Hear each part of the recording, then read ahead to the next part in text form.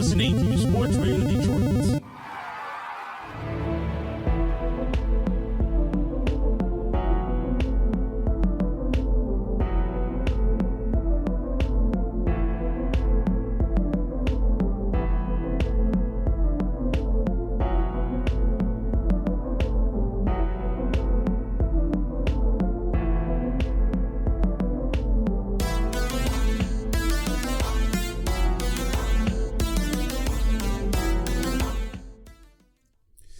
Hello and welcome to Grave Discussions, episode number 9.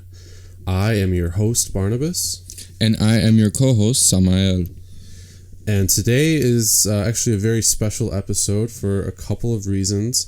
For one, we're going to be focusing today's episode on none other than what I would consider to be probably the last great horror franchise that really changed the genre. Agreed. Scream. Yes. So many teeny slasher movies came out after that. They were trying to bring back that whodunit. I Know What You Did Last Summer. Then we had Urban Legend, Cherry Falls, right? Yeah, Cherry Falls was awesome. Cherry Falls was good. That was so good. A lot of it did for this generation what Michael Myers did for 80s slashers. I would agree with that for sure. And it spawned a bunch of these comedy spin-offs with these meta movies, Scary Movie. Yeah, exactly. These super conscious films that kind of point out all the cliches in the Scream movies. And then I think Scream contributed to the whole success of the Scary Movie franchise because they started off with that, and then they're like, yo, that was such a good movie, let's do this with other movies too, and then they just continue that whole thing. Right. And we also have none other than Mr. Sports Radio Detroit himself, Roger Castillo. I'm just a dude like anybody else. But you guys were talking about Scream, and did you guys, when you first saw it, were your expectations high because of the Wes Craven name that came to it? That was something that my older brother and I have talked about before, where his name's on it, so you expect a certain level of fright, a certain level of quality. But this is the 90s, and this is something where he was the king of the 80s, but could he translate over the 90s? I think definitely. Yeah.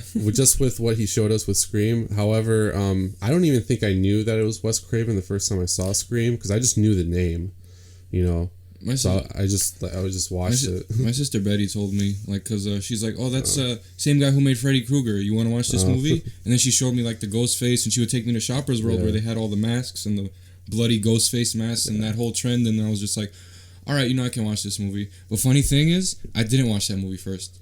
I was about 6 years old in 2000, and I watched Scary Movie first. So I was like, all right, now let me watch Scream. And once I watched Scream, I was like, all right, let's see what's going to happen. I was telling my sister, I was like, the two guys in the end are killers because they're gay. Because that's what happened on Scary Movies. Bobby and, I forgot, Ray. Bobby and Ray, they were in that whole thing. So I was 6 years old, I didn't know what satire was, so I was just like, all right, and now I know what's going to happen in this movie. But firsthand, I knew automatically Billy Loomis was one of the killers because he had that douchey look, he had the slicked hair, parted down the middle like Mr. Federico. You remember him, the art teacher? But he was trying to be innocent, oh no, I didn't do it. Oh yeah. And then she had her whole her famous spaz in the hallway. I'm sorry if my imperfect existence is to your perfect life. And then she did that little running away. It's just so stereotypical, but on purpose, Yeah. That's what I love about it. It introduced so many of these conventions and stuff. But I had no idea it was even Wes Craven. I think when I first saw it, I was just like, okay, I've known about this movie for a long time. I have to watch it. And then I watched it and I realized how good it was. And then I knew it was Wes Craven. So I had the opposite, reality going into it. Yeah. So when I was tiny, when Scream 2 and 3 came out, I went to go see every Scream after one in theaters because I was like, all right, that's pretty cool. So I'm in there, I'm an 8-year-old with my dad watching people get cut up into pieces. It was great, man. A lot of good memories with Scream, and it's not just a nostalgia factor for this movie. It's even for this time and its time, it is great, and it's highly, highly influential for this decade of slashers. I agree. But we're going to go more in depth on Scream in our main segment. Right now, we like to start off with some of the horror news that has been circulating the internet. So I pulled up a couple and I'd like to talk about them. But look, scary stories to tell in the dark. You remember Scary Stories to Tell in the Dark? We were kids like when that was out. Yeah. I read all those books at my library, Yeah. and every time it came in, I was reading them all the way through, and they were just taking classic fables a little bit and put it into a book. But Yeah. I'm really excited about this, and it was to the point where I remember those books being taken off the shelves a little bit because they were so quote unquote scary. I was terrified by them Yeah. when I was a kid, so I mean, it makes sense to me. One thing I'm worried about that I'm seeing right now is CBS Films is distributing the film via Lionsgate, and we know what happens when great things get into the hands of the Hollywood demon. I mean, yeah. But I mean, I don't know, who else would you expect to, put that out? Because I don't see any independent studio doing something like this, because they're mostly focused on original films. But I'm excited because I've always wanted to see that adapted. I just want them to capture that same, like, creepy, factor that the books had. Like, I don't know what it was about them. I think it was the artwork. The artwork, and also it was just bare bones. It wasn't too. It left us a lot to your imagination. That's what I liked about those books. Yeah, I remember one story specifically. Actually, I'm not sure if it was in Scary Stories to Tell in the Dark, but I think so. But it's a story of this guy who falls in love with this girl, and they eventually like get married and everything. But she's always wearing this scarf, this yellow scarf. You remember that story? Yeah, that story was in there. Yeah, I remember that. Yeah. Okay, it was. Yeah. So, and like, I was reading it and I was like, okay, this is whatever, kind of weird, but, and then at the end, he like takes it off and her head falls off. I was like, what? Yeah. My mind was fucking blown as a child. I was like terrified. I was like, oh my God, what if my mom's wearing a scarf and I try to take the scarf off for her and her head falls off? Like, It sounded like so plain Jane, and then you get to that part, you literally, it felt like your balls dropped or something, because it's just like, I think they did. It felt like you were like, oh, that's reality shit. That's when I became a man, when I saw that I scene. mean, yeah, for real. I had my 15-year-old voice at 7. Yeah. So I'm really excited about this one because not only is it a Scary Stories to Tell in the Dark movie, but it's Guillermo del Toro doing it. And I'm not sure, I think he's directing it. So that makes me excited because he's super creative. So I already have confidence in this movie because I know that whatever he thinks of, it's just going to be crazy, Not even really like the books. Like, I feel like it's going to have a little bit different of a feel to the books. But his movies are so, like, creepy just naturally. So, yeah. He's producing. That okay, that's cool, too. Because, I mean, even with that, like, he'll be able to give his vision, This I'm very excited about. Yeah, because check this why out, not? Roger. I don't know if you remember this. Look, guys, I don't know if you guys know about my nostalgia thing. Sometimes I think nostalgia's fine. It should stay as nostalgia. Yeah. But reboots, I think... This is a show, first of all, that everybody forgets that it was... Every time I talk about this show, it was produced in Canada. Yeah. And it definitely, like, it was a thing at the time. And it had some scary moments, but it was part of that Nickelodeon... Exactly. They're bringing everything back in that period of time. And I think... Yeah. I think it's going to be like Goosebumps, where it's going to be more... I don't think it's going to be around scary. It's going to be... Goofy, kind of? Yeah, goofy. Yeah. I'm wondering if they're going to see in the appearances of the original cast. I know the blonde was in... She was in a lot of different things. She was in... I can't think of the... I think I know who you're talking about, though. She was in a lot. She was in a lot of different movies after that. But the original, the guy who was kind of the head of it, I've never seen him in anything since. So I'm wondering if they're going to have some sort of cameo, or they're just going to completely reboot it and completely forget that it even exists. But I mean, in Goosebumps, they didn't really have any cameos or anything either. yeah, that's true. But it was more like not cartoon, but more it was a show on like the CW, or wasn't it, or something like that, or WB? Yeah, something like that. I'm I don't know what to say, because like I really hope they're not trying to like.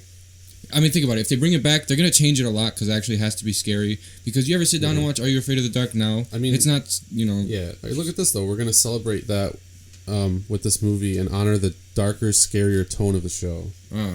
So I mean, I don't know. Then it's not Are You Afraid of the Dark? Then it's something else, because Are You Afraid of the Dark is something completely different in my eyes. I just bought the first 2 seasons off of eBay. I was watching them and I was just like. I wasn't sitting here in the dark with the covers over my head like, you were like, oh, this is awesome. I'm just like, look at how they were dressed. Yeah. Look at the camera angles that they're using. What kind of camera is that? I got one of those in my closet. Like, it just had that feel, man. It's all nostalgia. It wasn't like good writing or anything, or it was just some stuff that you're 6 years old, you come home from school, it's 5:30 in the afternoon, you just got done scarfing down nuggets because that's what you had for lunch. At least that's what I had because I was a fat kid. And then you sit down, you watch Are You Afraid of the Dark in the fall when the sun's kind of down and it's kind of not. And you're scared because you don't know what bad acting is because you're 6. Everything you see, then is great. Like I watched some of the shit I watched when I was 6, and I'm like, wow.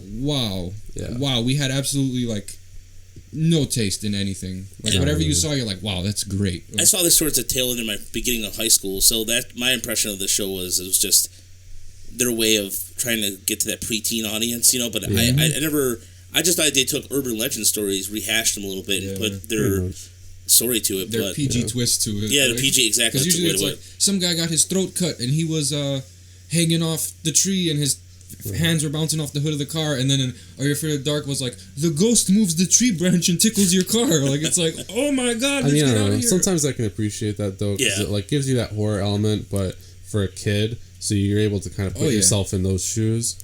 Like, you know, that's why I kind of like that. It reminds me of Erie, Indiana. If you know, if you ever watched the show. Yeah, I have. It has that same feel. Like it had a kind of sense of humor, but Erie, Indiana was a little more darker than Are You Afraid of the Dark? Yeah, it was for sure. I liked pretty much all those shows though, because it was like a variety of horror, which I was into that. You know, creativity. So, but yeah, I'm excited for that. Hopefully, it's good. I hope it's not super tacky. Yeah. The next thing we have to talk about though is something actually sad. As soon as I started watching it, why? Yeah, Ash versus Evil Dead unfortunately has been canceled. No. I know you just started watching it. Roger, I don't know if you've ever seen the show, but I had Stars till just this last season, and I watched a couple episodes of the first season. Yeah. And Stars really pushed it. They pushed. There was every commercial during every movie, like towards the end of the credits, had this movie or had the show played. It's unfortunate, but I think maybe if it was on HBO, it would have been structured a little differently. Yeah. Listen, we've actually kind of talked about this before already, but now with the cancellation, I felt like it was deserving of a new spot. But you know, Stars, like as a company, I don't know. Look at their track record with like all their shows. It is not very good. I mean, who really has Stars? Exactly. Like the majority of people, we have that. Either the Comcast box with channels 1 through 100 or AT&T where, I don't have that channel. And I'm not going to pay another $60 a month because I got to pay my gas bill. Otherwise, I can't cook on my stove. You know, like that. Yeah, we're at this like age where cable cutting is now like so prevalent. Like I definitely don't have cable anymore. I'll admit that. I just watch my Fire Stick. Oh man, and that's how it is, you know. But like I'm like a crackhead with it. I have everything. My parents don't like it as much though, so like they actually have a cable package. Same. Yeah, you know, so like they have all the premium channels. So that's how I get Stars. So it's easy for me living in America, but like Stars as an app is not really available anywhere else. That is, you know, if you buy a Sharp Roku TV and it's 65 inches, it comes on there as like, like pre-installed, or it comes on like it comes a button. Go. Yeah, it's a button that's on there for buying a Roku. We'll give you Stars. Yeah, this is our compensation. Like that's cool. And the thing about Stars too is like you were talking about not readily available either. Yeah, it gets buried on the fact that you have HBO and Showtime who already have a library of already this quality product, way better shows out there, and so Stars. Also, it's not very patient either. They don't seem like they allow these shows to grow. And so, you talk about cable cutting or cord cutting. That's something that, unless Comcast does a really good deal, I'm going to cut the cord here soon myself because I only watch really 5 channels. That's it. Right. Same. And you can just stream those. You ever look at the free movies? I'm not trying to watch When Harry Met Sally. Yeah, no, I'm not. Or Shawshank Redemption for like 80th millionth time. That's always on. Yeah. Christ. Like, no. Yeah. So, I mean, I just think they messed that up big time. They already started the petition for Ash vs. Evil Dead, though. They want Netflix solely to pick it up. Which I would be happy with. Look what Bruce already said, big props to fans for the effort, but I'm retired as Ash. Yeah. I don't blame him. I mean, he was on... I don't know if you guys watched Burn Notice, but he did a really good... He's a fantastic character actor, and he should be recognized for other works, too, like The Adventures of Frisco County. That show he used to do at the Western was on Fox. Oh. Really in there, like he did a Western show in the early '90s. That was his first like role outside of that, and he's always done good work. And so, hopefully, that's unfortunate for all horror fans. He has to retire with Ash. I think it's like when you ask Led Zeppelin to play "Stairway to Heaven." That's him playing Ash. It's like no man, come on. I mean, he was like the character of Ash Williams and the Evil Dead. as like a movie, you know, really was like the first thing to inspire me to go like really hard into the filmmaking business and the horror genre. Oh, yeah. So it's really special to me. So I love the show. To see it go really sucks, but there are other companies I feel like out there who can appreciate it. So I hope that, you know, a studio like Netflix would pick it up and still be able to do it justice, because you don't need to have Ash. Like, I don't want to give a spoiler, but there's a character in the show that can definitely like take over like his spot, sort of. Or shit, bring the girl from Evil Dead the remake back, and you can have her, Mia, like she can be the main character, you know, because I think that would be dope. Yeah, to have like a female Ash would be cool, because that's what they tried with the remake. Yeah, exactly. Because she stuck the chainsaw in her hand and started going, and then he showed up. And then he showed up at the end and said groovy. Yeah, you know? that was great. Because they were expecting like a crossover, but that's probably not happening now. I'm still cool with, like, I want him to, like, if there's any new Evil Dead stuff, make some cameos, but like, I think he should just chill out, unless there's like they're thinking about like Ash versus Freddy versus Jason, like comics and shit, versus Pinhead versus Michael versus Pumpkinhead, like all of this. Yeah, no, I desperate totally attempts. Yeah. So what's this? I don't know. So anyway, like, for Ash vs. Evil Dead, I'll leave my final point that I'm sad to see it go, but I hope that it comes back and stays, because the franchise is just so iconic. But we are actually going to move on now to our next segment, our terrifying trailer of the week.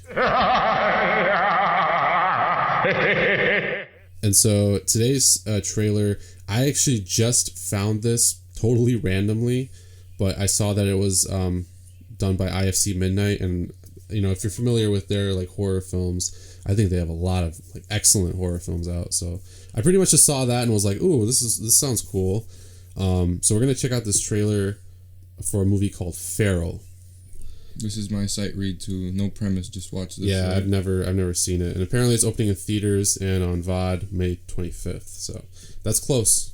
We'll check it out and we'll give our thoughts. And as always, you can kind of watch it along with us by opening up the video, and you can hear our thoughts. So here we go. I'm really glad you came. Me too. So how did you two meet anyway? At the rabbit hole. So what were you doing in that dump? Looking for cheap sex. And I found it. Is that Hermione? Oh, what the fuck? Oh. New monster movie? Looks like you got attacked by a wild animal. What if it comes back? Somebody needs to hike back and get some help. Nearest human being 50 miles away. Sun's setting. They will be back. They all will. Yeah. Ooh. I like the cliche. He looks like attacked by a wild animal. Nope, it's a monster. Like, Yeah. No, they automatically threw in the cheap sex part in, and they wasted no time throwing that in there. Yeah, that's how they get attention. Because as soon as people hear that, well, I could be like, all right, so there was a Japanese couple having sex, and they were just like, "Tong tai down, tong down," and I could go through a whole paragraph, and you'll just keep listening because I'm talking about sex, and I'm not going to tell you what it is, but you'll still listen. Yeah. Like, So but you know, I feel like that has that nostalgic like factor, and it feels like it's got that structure too already, you know, but kind of like a new movie. I don't know if that makes sense. It has all the cliches, so Yeah. So let's continue watching it, and we'll give our thoughts. You don't understand what's coming. You have no idea. I'm scared. Me too. I don't want to die. It lies dormant in the daytime, but at night, the virus wakes. Oh.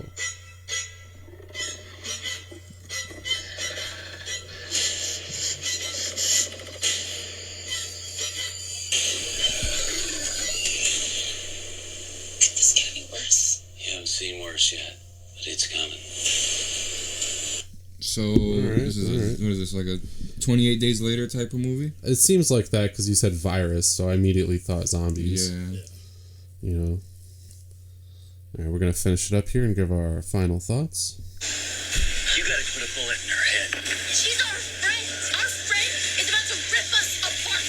You should have listened to me. I don't trust you. Back up. Got this? Let's go. They're gonna return. You're gonna die.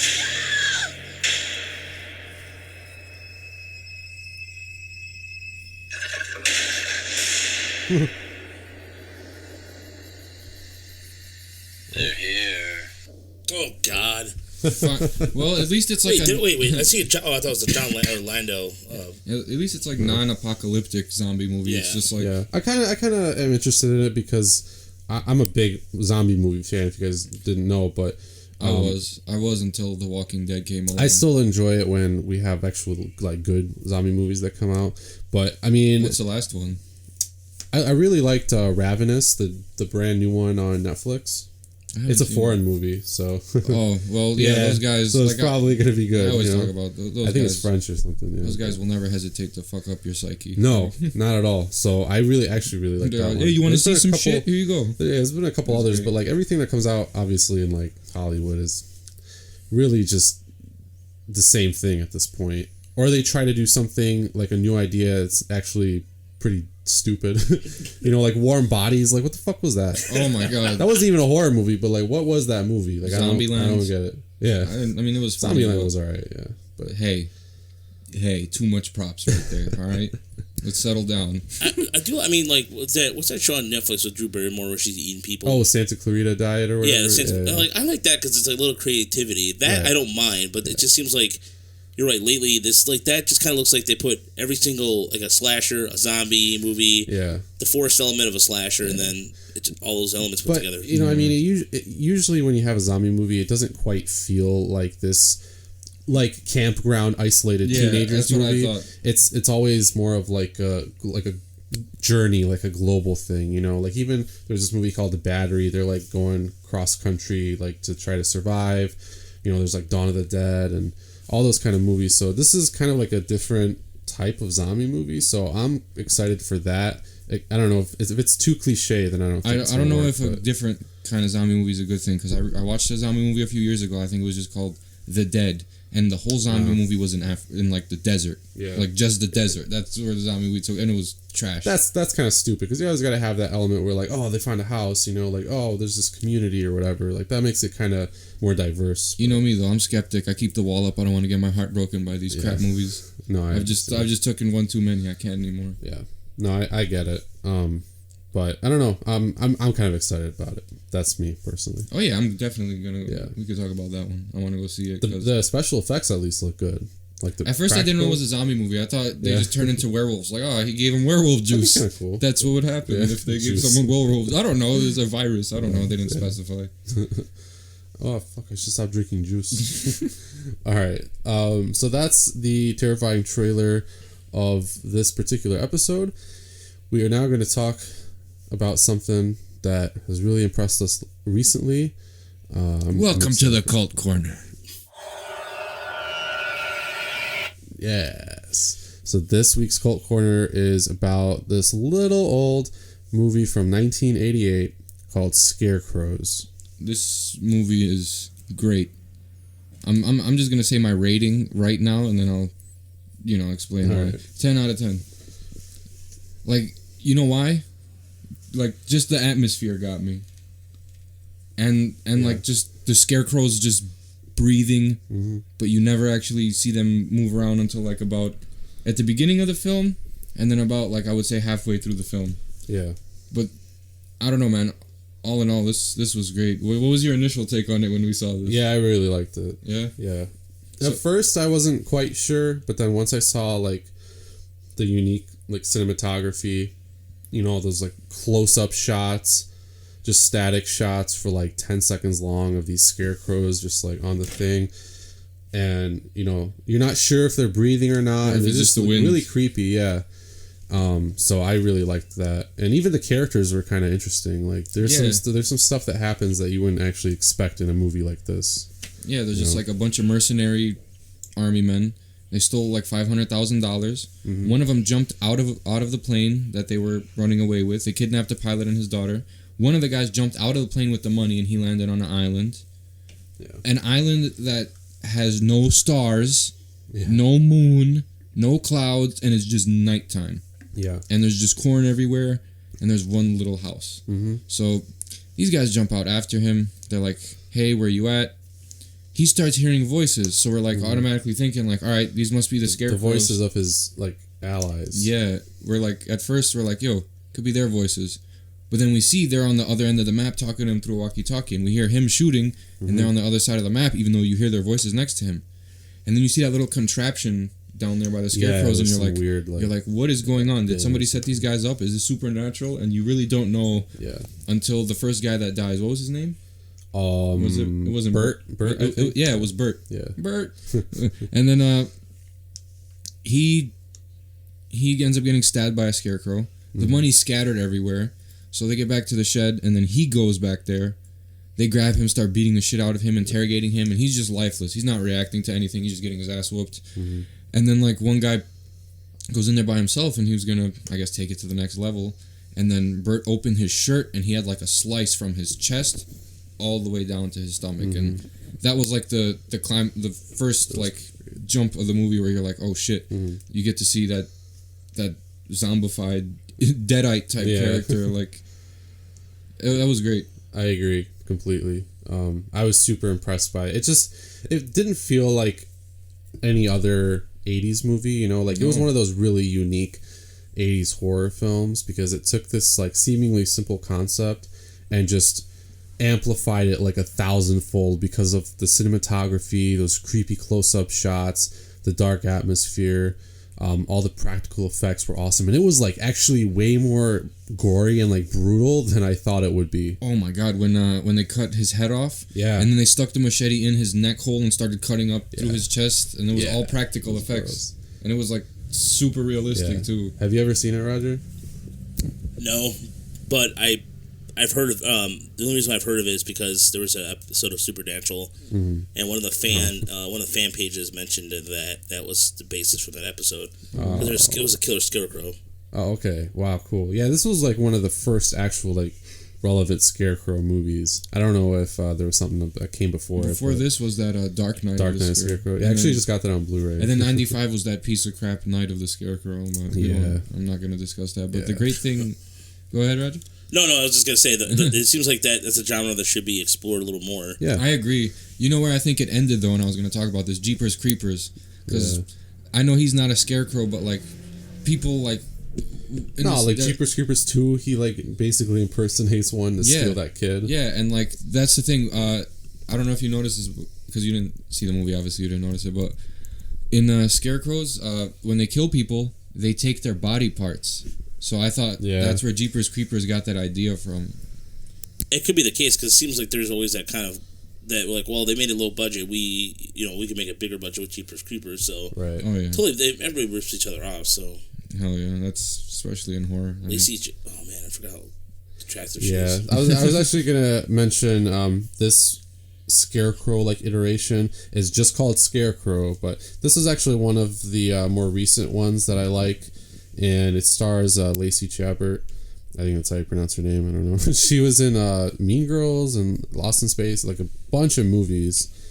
Transformers. And, she was in... The Lost Tree? Yeah, really? I think she was the main actress in Ginger She was in Snaps. Robot Chicken and Scooby-Doo. I'm done. She was in that remake of Lost in Space with Matt Dillon or Matt. Yo, she's in Black Christmas too, the remake. Yeah, she is. Okay, so she's been in a lot of stuff. stuff. Matt LeBlanc, and Mimi Rogers. That's a. Oh yeah. She was the younger one. Yeah, she was the younger one. Yo, she was the one in Black Christmas. Billy was spying on her in the shower through like the. Yeah, you're right. So this was one of the ones that I kind of liked. It was like a TV movie, but I think for what it was pretty good. Like, and it wasn't a normal scarecrow. It was this like supernatural creature, but it was obviously CGI. It was like a sci-fi movie, but it was one of the better like sci-fi movies in my opinion. But I haven't seen it. Was this like? You mean like? Was this on Sci-Fi? Yeah. Okay, it was like I think it was done by Sci-Fi. Sci-Fi had a lot of. We need to discuss some of those in the future. Yeah. Like, that's a great idea. We need to discuss some sci-fi feature cable films. Like, they're not like the best things ever, but some of them are. Yeah, some of them are actually really good. Gems in there. And I like every time they come on Sci-Fi, I'm like, oh, this movie, you know, like I want to watch this movie. Besides, remember Death Valley: The Revenge of Bloody Bill? Yeah, that sucked. That was pretty bad. But overall, they're okay. But I mean, it was due to a movie like Scarecrows that movie even exists, basically, because it really was the jumping point. I agree with Roger. We really got to explore the Scarecrow genre like a little bit more. I don't know why it stopped, because I think it's like corny to people now, because you know how kids are nowadays. corny. Oh shit. Oh, you see that genius right there? Yeah. Boom. Unintentionally. Unintentionally. Because usually it's not intentional. Yeah, it's always accident. Me, I'm smarticle. You are smarticle. So that's Scarecrows. We definitely recommend that you go check it out if you're looking for like a good supernatural 80s like cult movie. But now speaking of cult films, I would really like to move on to our main segment, Scream. What's your favorite scary movie? So Scream is just so iconic as a franchise now. But back in like '96, you weren't really sure going into it because it was just this like masked killer, and you've already seen a whole decade to like 15 years of slasher movies basically, so it felt to me like it was going to be the same kind of thing, but it was actually like so much more than that. And this is a period of time too that it seems like the horror movie genre was kind of like going through a funk. I mean, you look at the 80s and the height with the slasher films with Friday the 13th and with the Freddy the Krueger movies, but then you had New Nightmare, which was like I think 92, 93. Yeah. And it seemed like it kind of hit a weird wall at the time because they weren't pumping out the sequels like they once were, and Freddy's Dead was like, what, 90... Was that 93 or 91? I can't remember. I think it was 93. I'm pretty sure. Yeah. So at that point... Memory serves me correctly. So at that point, you kind of go, well, where do you go from here? And that's where I think Scream comes in. Yeah. Yeah, definitely.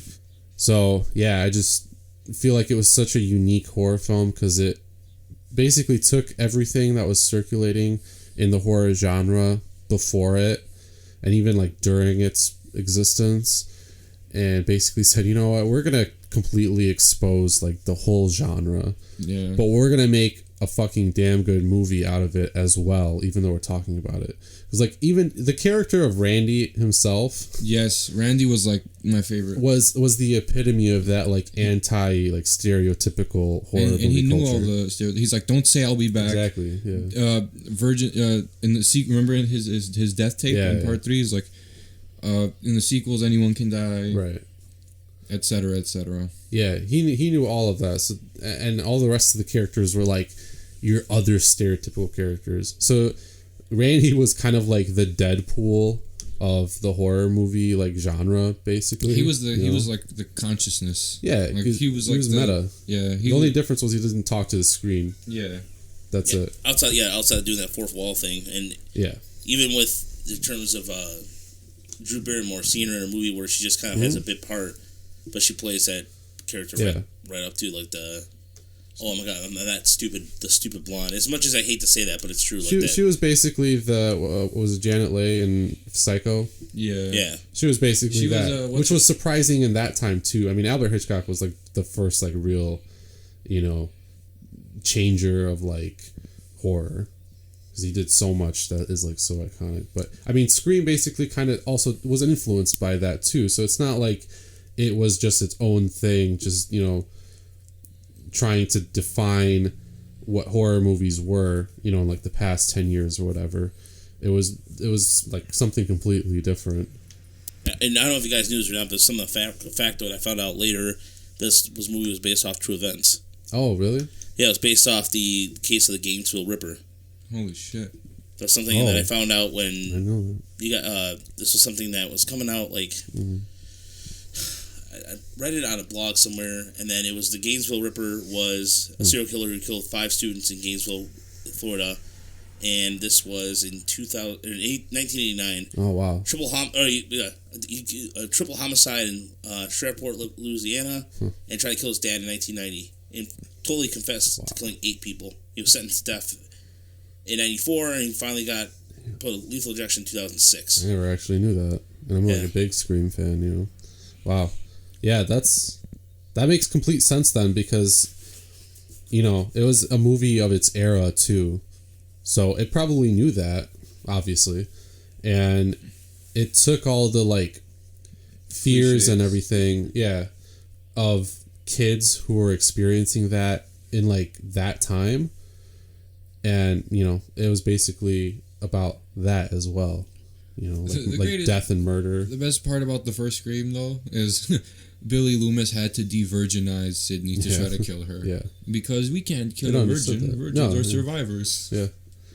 And then even after, she was like, "No, fuck you. I'm still the final girl." Yeah. She was a badass for that. In every single movie. Yeah. She was It's her. basically the last like great final girl, I would say. Yeah. Except, I mean, maybe the Well, main chick in Hatchet, but I was don't gonna even say think Laurie so. Strode, but Laurie got killed in Resurrection. Yeah, but And that's even if Halloween you- started way before that. That's even if you count, because look, there are two different universes. There's Halloween, Halloween 2, 4, 5, and 6, and that's where it ends. And then there's the people who count Halloween, Halloween 2, and Halloween H2O, and that's it. Resurrection, as far as I'm concerned, is non-canon. I would say that universe ended when he got his head chopped off. There is no, he crushed a paramedic's throat, because you see in H2O when he gets sent flying through the windshield, he sits up.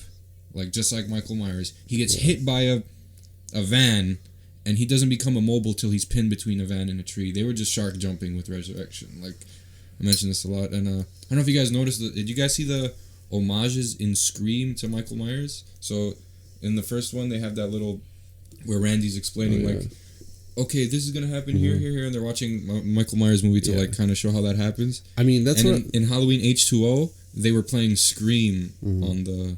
Scream 2, I believe, on the TV. So that was like their little... That sounds right, yeah. That was like their little homage to each other. that's what I was saying. Like, you know, it's exposing all these movies, but it's also paying homage to them, too. Like, there's a lot of references in Scream. So, it's accepting that these movies are what they are, but it's still exposing all the structures and characters and, you know, just the narrative, like, in general, and all these cliches and stereotypes. So... I don't know how it did it so effectively. Wes Craven was just a genius. But then again, like it claims to, like, you know, I mean, it kind of like exposes like these stereotypes, but then it like kind of lets them happen. Like, Sydney's alive in all four, and so are Dewey and Gale. They're all from the very first one. You know what I'm saying? And they're all in every movie, and they're never gonna die. That I guess they kind of missed that. Yeah, no, I agree. And then, you know, with each, like, progressive movie, I feel like it kind of fell more and more into the story rather than exposing all these conventions and stuff. More so. You know what I mean? Yeah, I know. Scream 4 felt like a refresher, though. Scream 4 was a big refresher. Kind of was, like, back to its roots because it focused on, like, a new generation of kids. I think Screaming 2 and 3 did what Wes Craven did in the sense of building up that town in Springfield. Kind of bring up giving those characters a little more depth, and even like as much as like Scream 4 does a really good job of revitalizing the franchise and something that I consider a reboot, I still think that what stands out about 1, 2, you look at what kind of goes to follow 1997. I Know What You Did Last Summer. It kind of jumpstarts that a little bit. Big time, and Urban Legends, and Urban Legends Final Cut. I feel Final like Destination. Final Destination. I feel like it even influences movies that aren't really similar to it too, because a lot of movies now, like, if I was making a horror movie and it was like completely not related to anything like Scream, like a slasher or like this, you know, murder mystery or whatever, I feel like I would still kind of be influenced by it in the sense that I wouldn't want to do anything that could like be in Scream, like a cliche or a stereotype. Like, I don't want that. That's why Cabin in the Woods did what it did. Yeah, that was you can't say that wasn't heavily inspired by Scream. Not the plot. I'm just saying the whole meta aspect of it. Yeah, like, they went like Scream went into it, but then like Cabin in the Woods did the same thing, exact same thing, but there was more different types of horror movies that came out up until 2012. You had like all the deranged hillbilly family. You know, the modern one. But then it also spawned stuff like Behind the Mask and The Final Girls. Like, those were... Before Scream happened... Before Scream happened, though, nobody really wants to make a horror movie about horror movies. Oh, no, actually, they did. I would say the first horror movie that was meta was in 1981. I think it was called... I think it was Cutting Class, something like that. But, like, during the movie, like, captions would pop up. Like, okay. But see, Scream is definitely the more like implicit big film, and it's implicit. Yeah, this movie was like I never heard of Cutting Class. I mean, it's cult-ish. It has a huge. It was came out in 1989. Was it? Yeah, it was 89, and this was kind of a. I've heard this movie before. My older brothers talked about this before, and Brad Pitt's actually in it. Oh wow! Really early Brad Pitt. Oh yeah, that's one of those movies he doesn't put on his resume. Yeah. You were on Probably cutting not. class. Let's forget about those days. Right. I'm a grown man. Like, what's that? And it just came out. This is his first major role. It came out on DVD about 12 years ago. Holy So shit. it's DVD's kind of hard to find apparently. I think that was one. It was either that one or Graduation Day. One of those was like while people were getting like the killer would be like he'd be talking on the phone. And they'd hang up on him, and he'd call back. He'd be like, "I said." Let's not forget another remember Shriek? Yeah, Shriek. If you know what I did last Friday that the 13th. definitely came after because it was heavily inspired, and so did Scary Movie. Yeah, it came like Scary Movie 1 year after Scary Movie, I believe. Like it was in like when was Scary Movie 2000? Yeah, except no, I'm sorry. Shriek was parodying mainly. I Know What You Did Last Summer, so it came out after that. But even that whole aspect of it was inspired by Scream. Yeah, it was like pretty much so because it was inspired by Scary Shriek, Movie. Shriek was just like a. I would say Shriek was a unofficial sequel to Scary Movie, keeping that making fun of teen like meta movies storyline. But Like, here's a question for you guys, because you guys watch a lot of cult classics. Do you ever think about Scream in terms of where you stand and see it visually with all those horror movies that's with more polish? And what I mean by that in the sense of like production value and you look at those characters. I mean, you look at some of those actors that are in that movie at the time. They're somewhat big names. I mean, Courtney Cox, David Arquette, Matthew Lillard. Yeah, Neve Campbell was making her. I think she was kind of more starting. She was in Party of Five at the time, so it seemed like they was more of established established actors rather than every Friday the 13th movie minus. Let's see, Corey Feldman was in 3, and then the guy from Welcome Back Kotter. Yeah, Welcome Back Kotter. The guy dies in I think it's 6. When he goes to the grave and tries to resurrect him through the lightning. yeah, and he gets his heart ripped out of his chest. Yeah, that's the guy from Mr. Welcome Back Kotter. Beyond that, and Kevin Bacon, of course, in the original. Yeah. But That was his first movie, right? yeah, It was, yeah. So this seemed like there was a little different path to you guys. To me, it was at least in that regard. I don't know about you guys. What you guys thought about the polish aspect of that movie? Of Scream. Yeah, Scream. Yeah. I mean, it definitely had the star power at the time.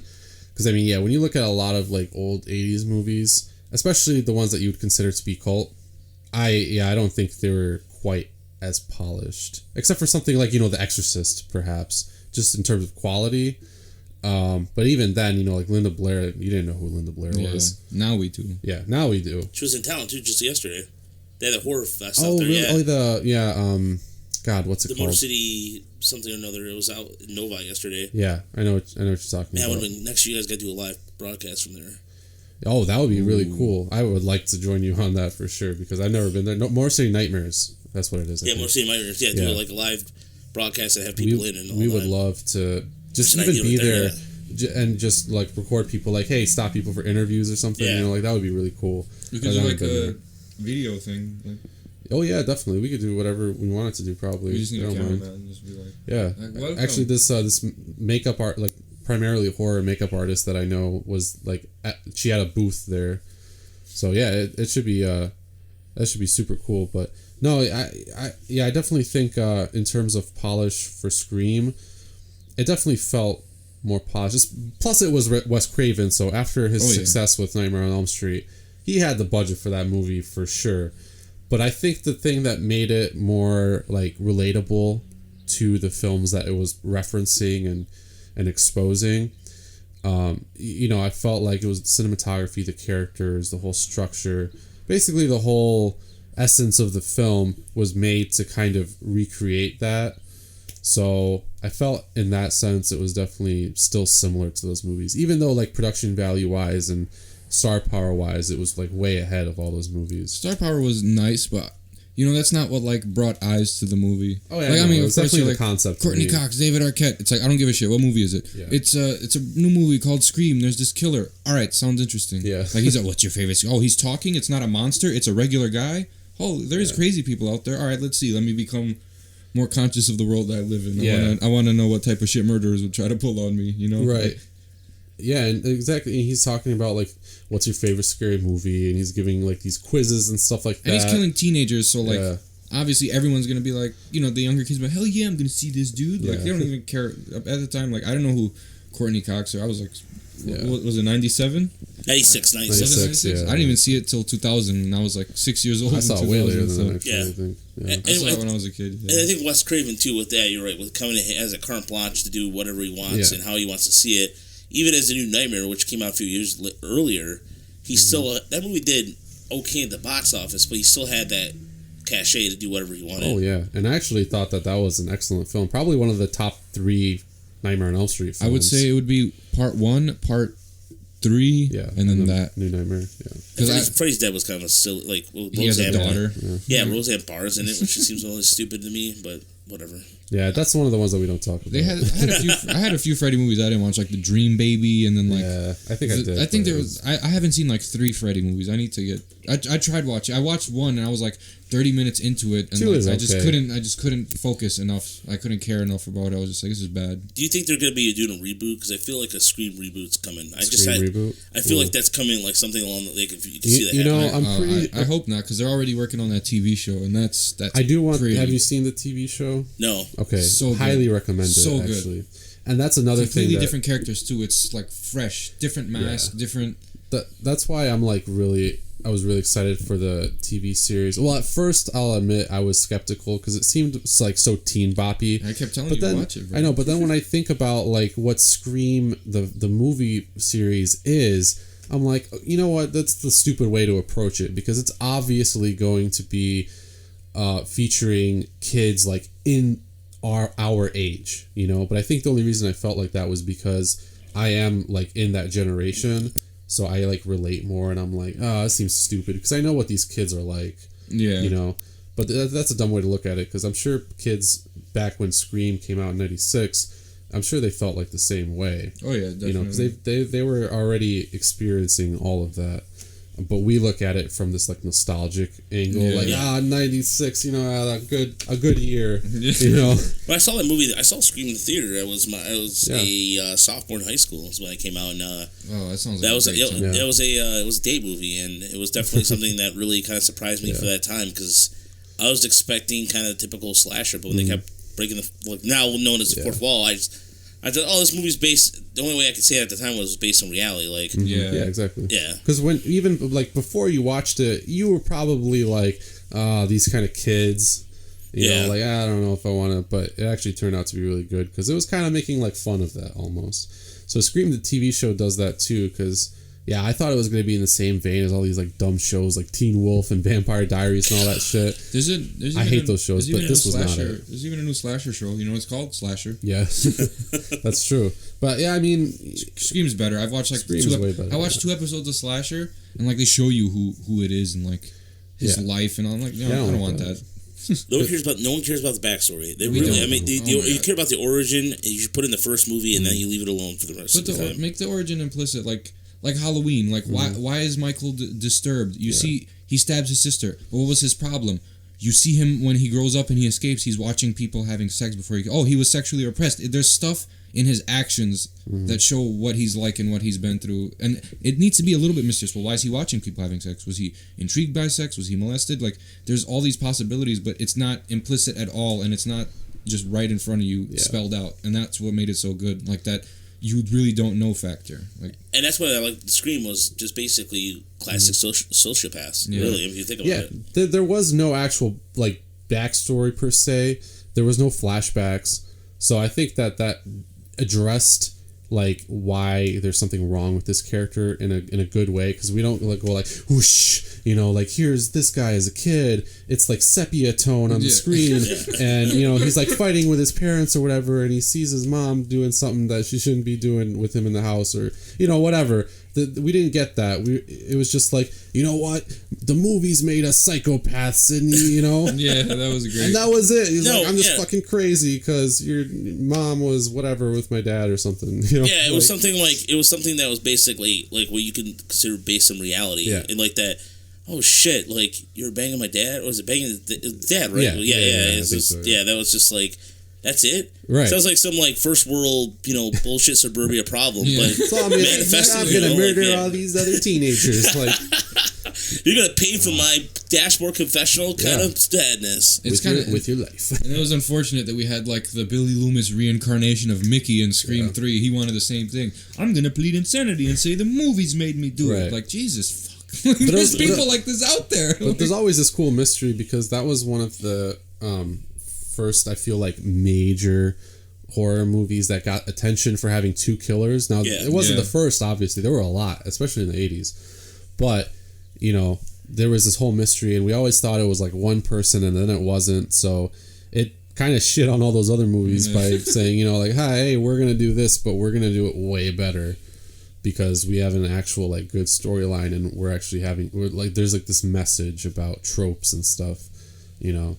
So I thought that was that was a nice touch, really cool. Yeah. And Scream the TV show kind of does this in a sort of a different way because there is like a main killer, but you know then you're progressing through all these secrets, and it has more time to build, obviously, because it's a TV show. So there's like way more mystery to it. I can't wait for the third season because where can I find this, by the way? Netflix for sure. It's first season. You're gonna be like at the end of it, you're gonna be like, oh. Yeah, well, that makes sense. And then at the end of the second season, you're going to be like, what the fuck? Yeah. And then at the very last episode of the season, you're going to be like, what the fuck? Because it literally, like, within 2 episodes, you're like, oh, that's who did it? Mm. And then something crazier happens, like, as soon as that dude... Yeah. What is his, like, alias? Yeah. I forgot his name, but there was, like... Wasn't it, like, Bradley or something like that? I don't know, but the premise in this new Scream, basically, there's a... You know, there's killers, right? Right. And they're like imitating this one killer, so they make people think it's him. But then he really comes back. You know, like that's the whole premise of it. Like people are like, "Oh, he's back," and they don't know why, or he's there's just murders basically. So, yeah, no, I really like it. Just solely for the fact that it takes this new generation of kids with everything that like we are aware of, and it turns it into a horror movie, and it exposes all those things and does it really well. And the Scream TV show is actually pretty good about like referencing older films and stuff too, because it's also got like the Randy, I forget her name, but it's got like that kind of character too, and this character Noah who does like a podcast, and he's like a big horror movie geek too. Like he's kind of the Randy, I would say, more so, because he's always trying to expose like all of these conventions. He's like, I'm a virgin, so I'll probably get away with it, but these people, I don't know. So I definitely really like the TV show for sure. I was just trying to find out who the killer is, but yeah, it's basically, this one's kind of different because the killer is something that's like based off of this legend, more or less. Mm-hmm. Whereas in Scream, it's totally like an original, concept. Like, we just bought these like random masks and robes, and we're crazy, so we're gonna go around killing people. But this one actually introduces like this origin to this killer. Kind of briefly. Yeah, definitely. They talk about this urban legend, and then people start getting killed, and they think it's him, and it's not. And then there's another killer, and they think it's him, and it's not. And then. He really shows up, and then you're just like, oh wow, now they're gonna... Oh, Brandon James. That's what it now was. they're just gonna bust our balls with waiting for season 3. Like. Yeah, well, actually, season 3, if you didn't know, is not actually supposed to be related to the first 2 seasons, so it's not going to be the same storyline, or at least that's what they said. They're kind of almost rebooting it. Yeah, I agree. I think even like Tyga is supposed to be like an actor in that. Tyga? Yeah, like the rapper. Jeez. So I'm like, now you're going a little too far with trying to appeal to the kids today. Yeah, because Tyga's going a little too far. Because he's not even cool. Tyga's not cool. No, Tyga sucks. He sucks. He dated Kylie Jenner. Like, why would you do that? He's going to jail, Tyga. Yeah, for real. So I don't know about that one. But the first 2 seasons are excellent. They like feel like if you took Scream from 1996... and brought it to 2016 or whatever, or 2015, and you just made it into a series. Like that's how it feels like to me. You know? I'm just kind of mad. I just can't think about anything else besides season 3 isn't going to be about The first 2 seasons. Like the same characters, yeah. Because it even leaves you on a cliffhanger, too. So what, in every city, 50 states away, there's a guy in a ghost mask with the same idea? What the fuck? Right. Maybe. What kind of shit is this? He saw it on the internet chat board. He's like, Yeah. no one's going to think of this. He's like, nice. Simpsons did it. Like, that's one of those. Yeah. Right, yeah. But, I mean, I don't know. I liked it. Hopefully knowing them, if they're not, like, complete idiots, they'll at least throw in something from the first, I guess, part. You know, even if it's just Brandon James as, like, the killer. Because if it's something totally different, then I'm like, I don't know. It should be Brandon James because he made a cameo, literally. I mean, it could be in the same universe, but just like 20 years later or something. So somebody just knows about the Brandon James thing and, they bring it back. And then oh my god. Then he comes back as an old man, shoves a cane down someone's throat. Oh my god. I still have it. He said exactly he did. I still got it to this day. It could be a sharpened cane, who knows? Yeah, I don't know. That could work. But, and you know, Scream 4, actually I would say Scream 4 is more the Scream TV series just because it's newer and it explores like more like technology, like that side. Because the killer always adapts to like, you know, the conventions and technology of that day. You know, Scream 1996 did it as well by using the phone and like the voice changer and all that stuff that was like this cool new thing back in the 90s. You know? Yeah. Now they got people FaceTiming and oh my god, look, we're on FaceTime and someone's behind you. Run. Like, all right, man, we get it. You're trying to incorporate like modern technology. I kind of hate when they actually I don't like when they do that because I feel like when they it just takes away from the aspect of the story. Like even when Rob Zombie did those Halloween, I don't know. It just felt like part of that too is like if it wasn't. You remember Halloween, you knew it was shot in the 70s, and he was trying to recreate that feel a little bit, and it just, I don't know, it just didn't translate well. I don't like it. I would agree with Too that. many people like Rob Zombie's Halloween. I'm like, easy. Take it easy. Calm down. You've had one too many margaritas, bro. Like, sit down. Like when did I make that turn into the mental asylum? Yeah. Yeah, you know, when he kills the janitor, and then, you know, look at all I've done for you. Like, that wasn't, I mean, Mike Myers didn't have him feel emotion, but he also wasn't like a wrestler too, because I felt like some of that stuff was, I think, a too sidetracked from Scream, but it just felt like it was way too power. You know, he had way too much power. He was like superhuman. Like he's superhuman to an extent, but at the same token, the way he's walk, when you see him, he's more menacing in the remake, and I didn't understand that at all. It didn't even need to be. He didn't need to be 6'8". He was 6'8". Yeah. You know how tall Nick Castle was? Nick Castle was 5'10", the original Michael Myers. Yeah. Yeah, that's average height. They just made him look towering by the angles and the shadows. Yeah. They didn't even focus on how big he was. They're just like, yo, who the fuck is this guy in a white mask? He's about to kill the kids. Yeah, we're just doing this. So, you know, he's like oddly strong and stuff. But yeah, Scream only did that to an extent because it reintroduced, but in a more broad light, this whole concept of the two killers that you think is one killer kind of thing. It's like, oh, I thought he was dead. Like he was over here. How is he over here now?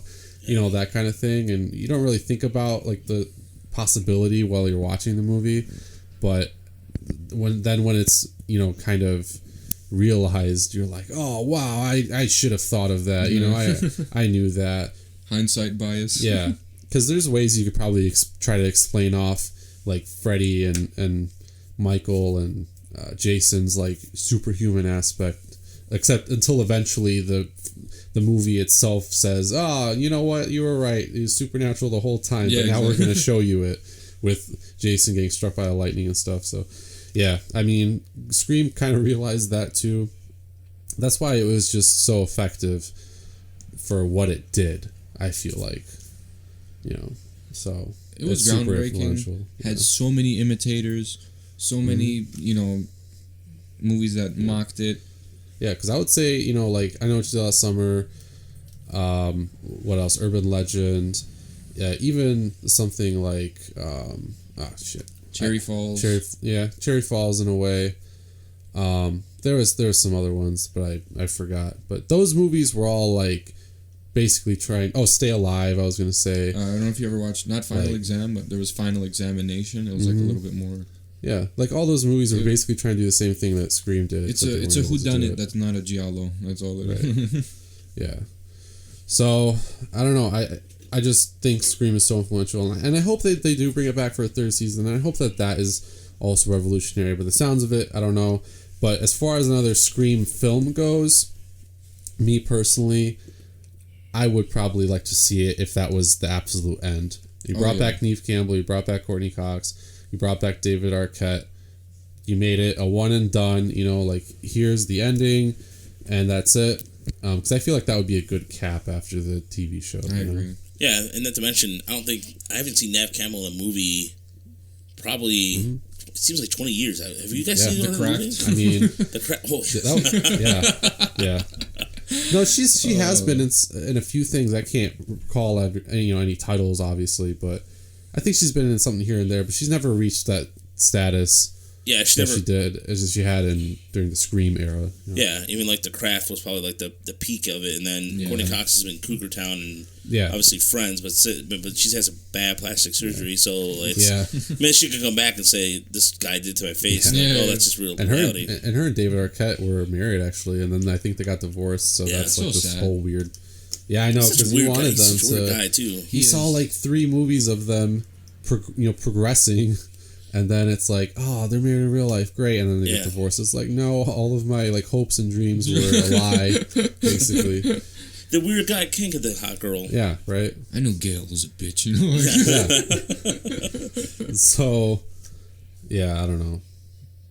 Do you guys have any final thoughts on it? I do, I guess. I think this is one of the greatest horror franchises ever. Definitely. Up there with Freddy, Jason, and Michael. You can't say that it's not. I mean, it's 2018. People that are super old heads, chill out. So, I don't know. This movie was highly influential. Even still to this day, continues to influence movies. The Killer Calling the House, Who's Outside Stalking Me type movies. That's... Not wanting to fall into those conventions and tropes and actually trying to steer away from that. That is even, I feel influenced by Scream. Yeah, big time. So, I would just say, if we're gonna finish the TV series, make a movie, and then bury it. Yeah, I agree. Because you know what needed to die a long time ago? Chucky. You know what didn't die a long time ago? Chucky. I still like the new movies, but yeah, no, they're good. Don't get me wrong. I agree with you. It's fun to watch a new Chucky movie, but you're sometimes. All right, I saw this coming. It's not fun when you you see everything coming. You're just oh. Yeah. It's. My final thought is it's really rare to see a director not take one but 2 franchises and make them into his own, and make them not only commercially successfully but also in terms of view or in terms of artistically. Yeah, he got the respect of the people who really care about the genre, and he was able to make money, and that's. I think it's rare to find because you look at James Cameron, he's able to do it across a couple different genres with Terminator, Titanic, and Avatar, but he's also invented some of his own items where he just made money, and that's how he made it. But Wes Craven was just a director, and he could even laugh at himself when there was there was a scene in Jay and Silent Bob Strikes Back, where he's collecting the money, and he's just I think it was Jay and Silent Bob Strikes Back, I can't remember, but at any rate, two icon. I mean, this guy is such a legend, and this was his kind of I think.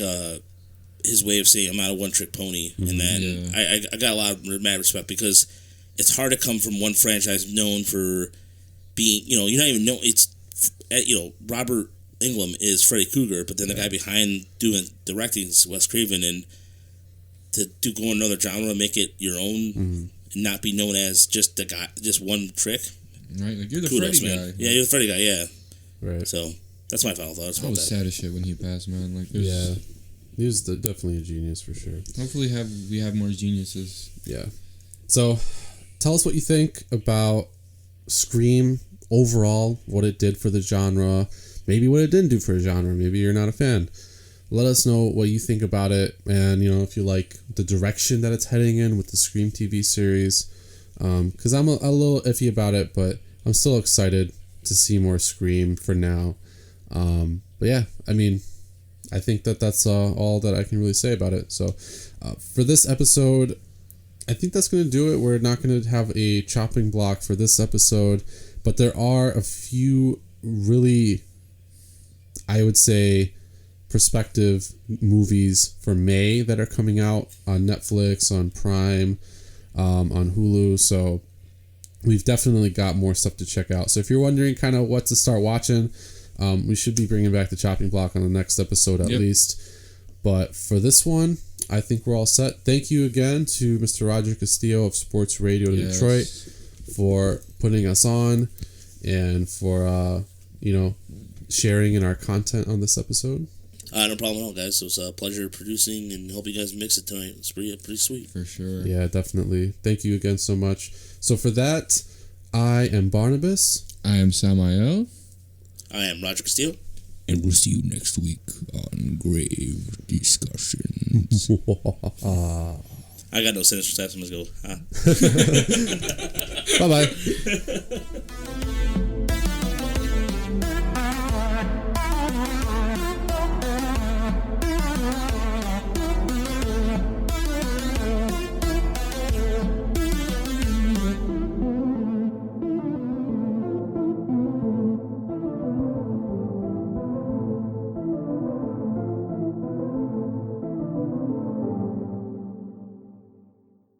This has been an SRD production.